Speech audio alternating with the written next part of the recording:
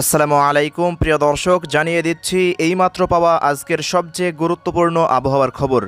এই তীব্র গরমের মধ্যেই ধেয়ে আসছে প্রচণ্ড বেগে ঝড় বৃষ্টি। দর্শক, ঢাকাসহ দেশের 4টি জেলার ওপর দিয়ে ঘন্টায় সর্বোচ্চ 60 কিলোমিটার বেগে ঝোড়ো হাওয়া বয়ে যেতে পারে বলে জানিয়েছে আবহাওয়া অধিদপ্তর।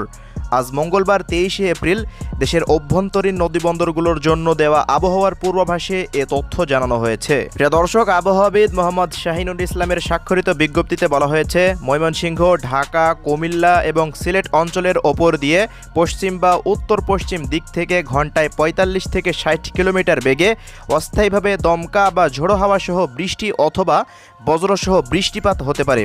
তাই এসব এলাকার নদী বন্দরগুলোকে 1 নম্বর সতর্ক সংকেত দেখাতে বলা হয়েছে।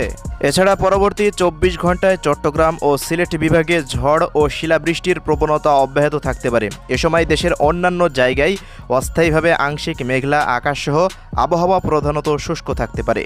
এছাড়া তাপপ্রবাহের বিষয়ে বলা হয়েছে, মঙ্গলবার ও বুধবার সারা দেশে দিনের তাপমাত্রা 1 থেকে 2 ডিগ্রি সেলসিয়াস পর্যন্ত বাড়তে পারে এবং রাতের তাপমাত্রা প্রায় অপরিবর্তিত থাকতে পারে।